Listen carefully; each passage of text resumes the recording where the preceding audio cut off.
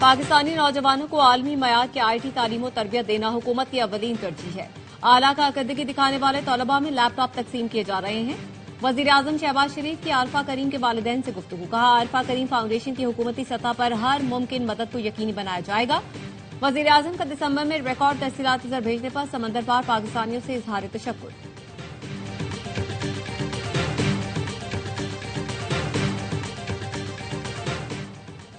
ایران آزادی کی طرف دیکھ رہا ہے، ایران کی مدد کے لیے تیار ہے۔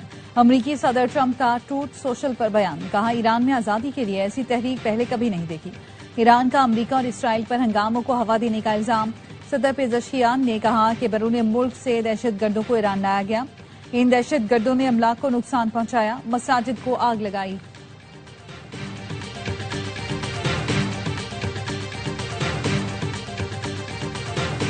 اور CTD کی پشاور اور ضلع خیبر میں کارروائیاں، 6 دہشت گرد مارے گئے، ہلاک دہشت گرد فورسز میں حملوں، بھتہ خوری اور دیگر جرائم میں ملوث تھے۔ مارے جانے والے دہشت گرد فتنہ خوارج کی سرگرم رکن تھے۔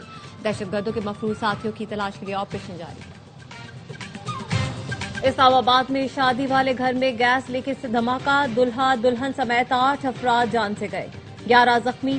سیکٹر G7 خوشیوں بھرا گھر ماتم کدا بن گیا۔ گھر میں شادی کی تقریبات جاری تھی کہ اچانک دھماکہ ہوا۔ دلہے کے چچا نے بتایا گزشتہ روز بارات گجرات گئی، 1:30 بجے شب واپس آئے، صبح قیامت ٹوٹ پڑی۔ دلہا کی والدہ اور بھانجی بھی جان سے گئیں۔ تمام افراد کی آخری رسومات ادا کر دی گئیں۔ H8 قبرستان میں تدفین۔ صدر، وزیر اعظم اور وزیر داخلہ کا جانی نقصان پر افسوس کا اظہار۔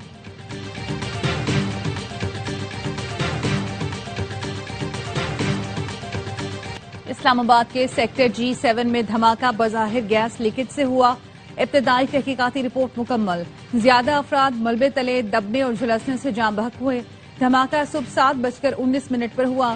پولیس اور ریسکیو ٹیمیں 7:37 پر پہنچ گئیں۔ گلی تنگ ہونے کی وجہ مشینری کو پہنچنے میں دشواری کا سامنا رہا۔ 2 گھر تباہ، 8 کو جزوی نقصان پہنچا۔ CDA نے 2 گھر سیل کر دیے۔ عینی شاہدین اور متاثرہ افراد کے بیانات لیے گئے۔ گیس کس جگہ جمع ہوئی اور اسے آگ لگنے کا سبب کیا تھا، اس کا تعین کیا جائے گا۔ مزید حادثات سے بچنے کے لیے علاقے کی گیس بجلی کی فراہمی عارضی طور پر منقطع۔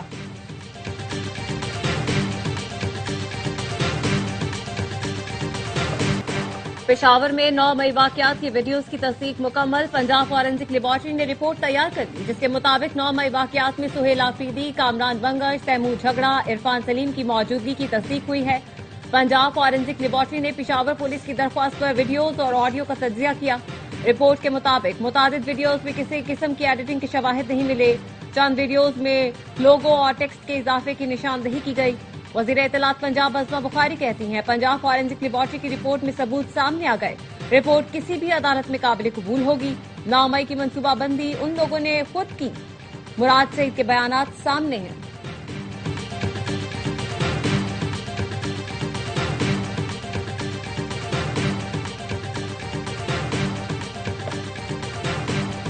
ایران میں ہنگاموں کے دوران 114 سیکیورٹی اہلکار مارے گئے۔ الجزیرہ کی ایران کی نیم سرکاری خبر ایجنسی تسنیم سے رپورٹ، بتایا مختلف شہروں میں سیکیورٹی اہلکاروں کو نشانہ بنایا گیا۔ اصفہان میں 30، فارس میں 12 اہلکار ہلاک ہوئے۔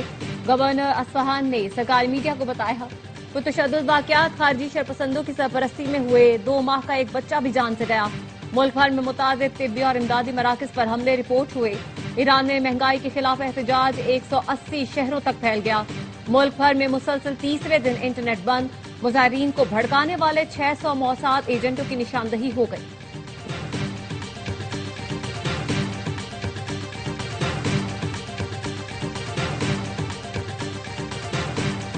صومالی لینڈ صومالیہ کا اٹوٹ انگ ہے، کوئی یہ حقیقت نہیں بدل سکتا۔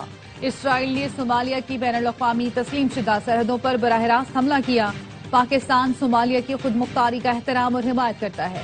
نائب وزیر اعظم اسحاق ڈار کا جدہ میں OIC وزرائے خارجہ کونسل اجلاس سے خطاب، کہا اسرائیلی وزیر خارجہ کا صومالی لینڈ کا دورہ انتہائی تشویشناک ہے۔ نائب وزیر اعظم اسحاق ڈار کی جدہ میں OIC سیکرٹری جنرل سے ملاقات، کہا فلسطینیوں کی جبری بے دخلی سے متعلق ہر تجویز مسترد کرتے ہیں۔ چین کا صومالیہ کی مکمل حمایت کا اعلان، صومالی لینڈ اور تائیوان کے مددگار اتحاد کو سنگین خطرہ قرار دیا۔ وزیر خارجہ وانگ یی کا صومالی ہم منصب کو ٹیلی فون، کہا صومالیہ کی خود مختاری اور سرحدی سالمیت کا تحفظ اولین ترجیح ہے۔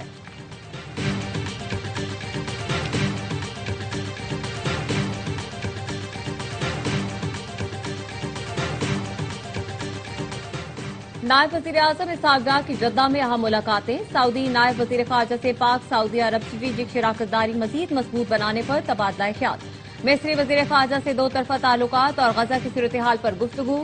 بنگلہ دیش کے مشیر خارجہ سے ملاقات، دو طرفہ مضبوط تعلقات پر اطمینان کا اظہار۔ نائب وزیر اعظم سے آذربائیجان کے نائب وزیر خارجہ بھی ملے، دو طرفہ تعلقات مضبوط بنانے کا عزم۔ اسحاق ڈار کی مالدیپ کے ہم منصب سے ملاقات میں بھی دوستانہ تعلقات پر اطمینان کا اظہار۔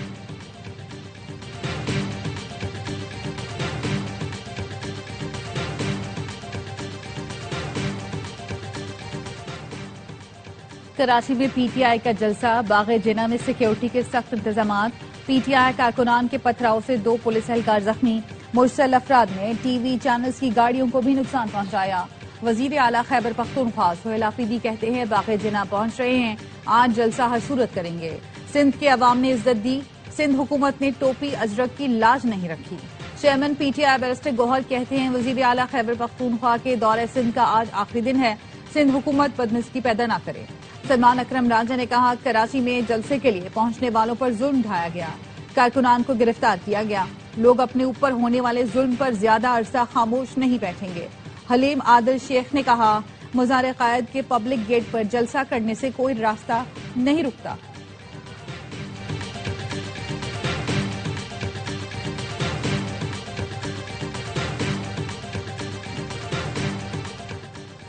پی ٹی آئی نے جو یقین دہانیاں کرائی تھیں ان پر عمل نہیں کیا جا رہا۔ جلسے کی اجازت کے باوجود حکومت سندھ پر الزامات عائد کرنا نامناسب ہے۔ پی ٹی آئی کو گراؤنڈ میں جلسہ کرنے سے کسی نے نہیں روکا۔ سندھ کے سینئر وزیر شرجیل میمن کہتے ہیں پی ٹی آئی کارکنان قانون ہاتھ میں نہ لے، حکومت کی دی گئی گائیڈ لائنز پر عمل کریں۔ صوبائی وزیر ناصر حسین شاہ نے کہا سڑک پر جلسہ کریں گے تو پورا کراچی چوک ہو جائے گا۔ پی ٹی آئی لیڈرشپ کو کہوں گا 8 فروری کی ہڑتال کی کال واپس لے۔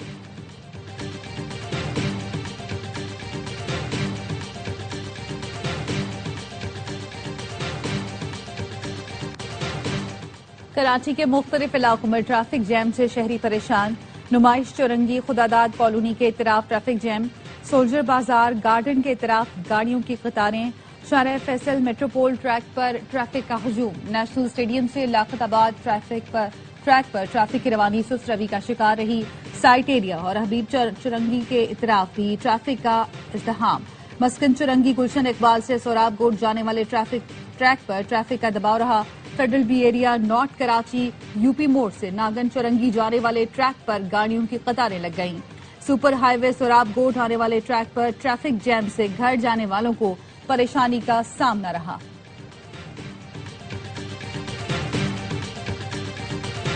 T20 ورلڈ کپ میں بنگلہ دیش کے میچز کہاں ہوں گے؟ بنگلہ دیش بورڈ کو آئی سی سی کے جواب کا انتظار۔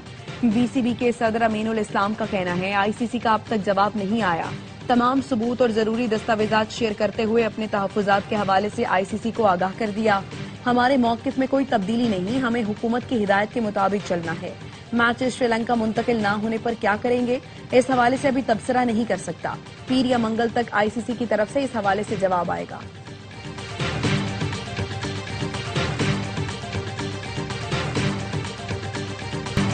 ایک ملک کی منمانی سے کرکٹ نہیں چل سکتی، بھارت کو قابو نہیں کیا جا سکتا تو آئی سی سی ختم کر دیں۔ سابق جادوگر اسپنر سعید اجمل نے آئی سی سی کو آڑے ہاتھوں لیا، کامران اکمل بولے مودی کرکٹ سے نہیں کام سے ووٹ لے۔ عبدالرزاق نے کہا ذاتی چیزوں کو کھیل میں نہیں لانا چاہیے۔ تینوں کرکٹرز کراچی میں پاکستان سیلیبریٹی لیگ کے دوسرے سیزن کی تقریب میں شریک ہوئے۔ اداکار اور کرکٹرز کی کرکٹ لیگ کرکٹینمنٹ کا میلہ ہیوسٹن میں ستمبر میں سجے گا۔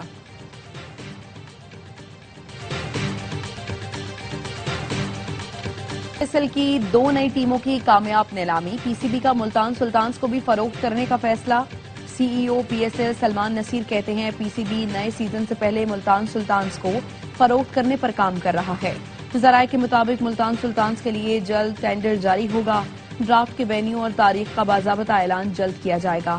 پی ایس ایل کا 11واں سیزن 26 مارچ سے 3 مئی تک کھیلا جائے گا۔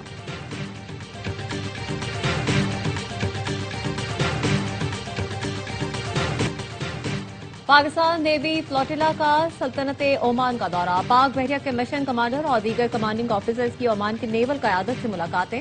مشن کمانڈر اور کمانڈنگ آفیسرز نے کمانڈر سعید بن سلطان نیول بیس اور کمانڈنٹ سلطان قابوس نیول اکیڈمی کا دورہ کیا۔ فلوٹیلا پی این ایس راہ نورد، پی این ایس مددگار اور پاکستان میری ٹائم سیکیورٹی ایجنسی شپ کشمیر پر مشتمل تھا۔ کراچی والوں سے جینے کا حق چھین لیا گیا، شہریوں کو پانی، بجلی، سڑکیں اور اپنا حق چاہیے۔ امیر جماعت اسلامی کراچی منم ظفر کہتے ہیں پیپلز پارٹی کی حکومت نے 17 سال میں کراچی کو کیا دیا؟ ٹریفک سگنلز اور سڑکوں پر لینڈ مارکنگ نہیں ہے، ہمیں بھاری بھرکم چالان منظور نہیں، سندھ حکومت ای چالان پر نظر ثانی کرے۔ ملک بھر میں شدید سردی کی لہر، یخ بستہ ہوائوں نے موسم کی شدت میں مزید اضافہ کر دیا۔ لیا میں درجہ حرارت -14، اسکردو -13، استور گوپس میں -10 تک گر گیا، ہنزا گلگت -8، کلات بغروت -6 اور دیر میں -5 ڈگری سینٹی گریڈ ریکارڈ کیا گیا۔ کوئٹہ -3، مری ایبٹ آباد -1، پشاور اسلام آباد میں 0، لاہور 5 اور کراچی میں 7 ڈگری سینٹی گریڈ ریکارڈ کیا گیا۔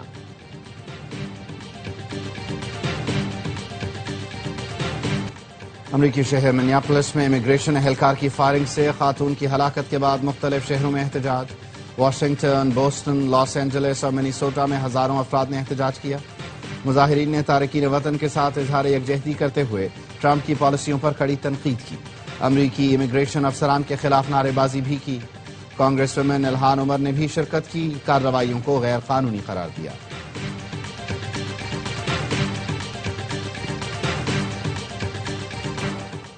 اسرائیل کی جانب سے مسلسل جنگ بندی معاہدے کی خلاف ورزی، گزشتہ رات اسرائیلی حملوں میں 3 فلسطینی شہید ہوئے۔ 2 دن میں اسرائیلی حملوں میں شہید فلسطینیوں کی تعداد 15 ہو گئی۔ تل ابیب میں ہزاروں صہیونی شہری نیتن یاہو کی حکومت کے خلاف سڑکوں پر نکل آئے۔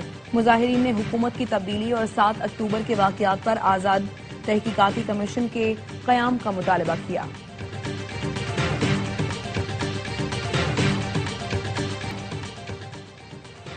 کراچی سی ویو پر خواتین کی وانٹ ٹو رن ریس ممتاز نعمت نے جیت لی۔ ممتاز نعمت نے 5 کلومیٹر کا فاصلہ 21 منٹ 36 سیکنڈ میں طے کیا۔